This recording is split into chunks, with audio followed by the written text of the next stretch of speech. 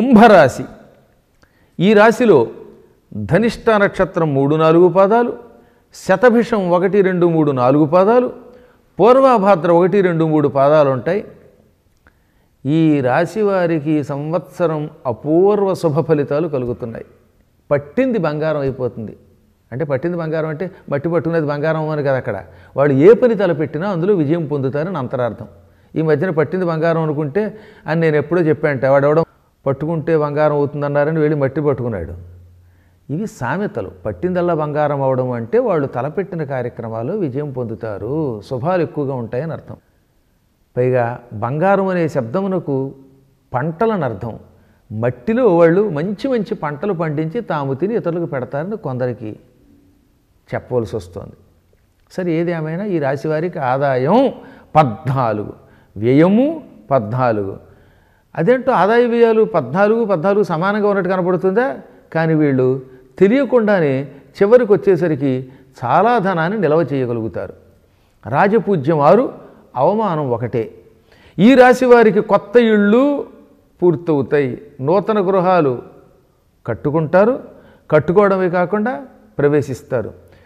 వరుసగా వాళ్ళకి శోభకృత్తు, క్రోధి, ఆ తర్వాత వచ్చేటటువంటి సంవత్సరం, ఈ 3 సంవత్సరాలు కొత్తగా ఇళ్ళు కడుతూనే ఉంటారు, గృహప్రవేశాలు చేస్తూనే ఉంటారు. కలిసి వస్తాయి వాళ్ళకి. మంచి కఠిన పరిశ్రమ చేసి ధనం సంపాదిస్తారు. స్థిరమైన ఆర్థికత్వాన్ని పొందుతారు. అంటే బాగా డబ్బుని దాచుకోగలుగుతారు. పిల్లల వల్ల బ్రహ్మానందం పొందుతారు.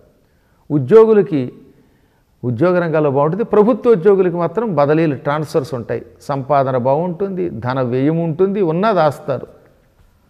ఆధ్యాత్మిక రంగంలో రాణిస్తారు. గుడులు గోపురాలకి తిరుగుతారు. గురువుగారు తలపెట్టిన గుడి బడి కార్యక్రమాల్లో పాల్గొంటారు చురుగ్గా. ఏ ఒడిదుడుకు వచ్చినా తీసి పక్కన పెట్టేస్తారు. పిల్లల వల్ల ఎప్పటికప్పుడు సంతోషం పొందుతారు. ఆస్తులు బాగుంటాయి. తల్లితో మాత్రం ఈ రాశిలో ఉన్నటువంటి వాడికి తరచుగా తగాదా వచ్చే అవకాశం ఉంది కనుక కొంచెం జాగ్రత్తగా ఉండాలి. వ్యాపారంలో అప్పుడప్పుడు ఒడిదుడుకులు వస్తాయి. ఇందాక చెప్పినప్పుడు అప్పుడప్పుడు తల్లితో కానీ ఒడిదుడుకు రావడం, తగాదా రావడం, వ్యాపారంలో ఒడిదుడుకులు వచ్చినప్పుడు పరమభక్తితో హ్రీంకారాసన గర్భితానల శిఖాం అనే శ్లోకం చదువుకోండి. దేవి ఖడ్గమాల స్తోత్రంలో ఉన్న ధ్యాన శ్లోకం అది. హ్రీంకారాసన గర్భితానల శిఖాం సౌః క్లీం కళాం బిభ్రతీం సౌవర్ణాంబరధారిణీం వరసుధాధౌతాం త్రినేత్రోజ్వలాం వందే పుస్తకపాశమంకుశధరాం స్రగ్భూషితాం ఉజ్జలాం త్వాం గౌరీం త్రిపురాం పరాత్పరకళాం శ్రీచక్ర సంచారిణీం. ఈ శ్లోకం చదువుకుంటే ఈ చిన్న చిత్తగా ఒడిదుడుకులు వెళ్ళిపోతాయి. ఇంకా వీళ్ళు వైద్య రంగంలో ఉన్నవాళ్ళు బాగుంటారు. అప్పుడప్పుడు చిన్న చిత్తగా అనారోగ్యం వచ్చినా అందులోంచి బయటపడతారు. దైవబలం బాగా ఉంటుంది. ఆశించిన ఫలితాలు లభిస్తాయి. అనవసరంగా మాత్రం ఎవరితో వాదోపవాదాలు చెయ్యకండి. వ్యవసాయ రంగంలో ఉన్న వాళ్ళకి చాలా బాగుంటుంది. పొలాలు ఉన్న వాళ్ళకి మంచి ఆదాయం ఉంటుంది.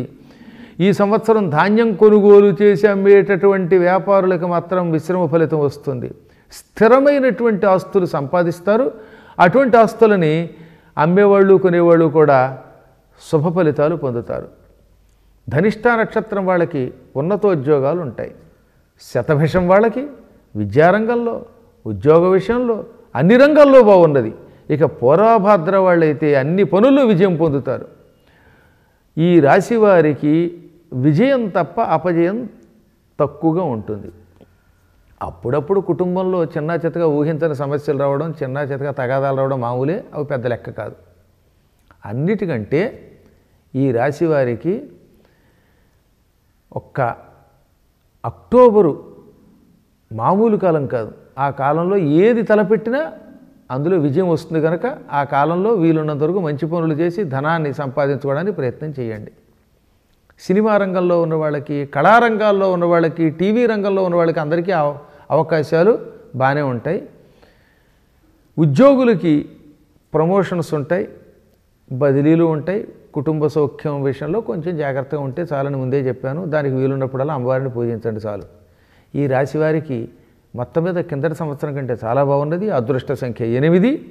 మంగళవారం శనివారం నియమం పాటిస్తూ భగవద్ధ్యానం చేస్తే అప్పుడప్పుడు వచ్చే ఒడిదుడుకులు తొలగిపోతాయి.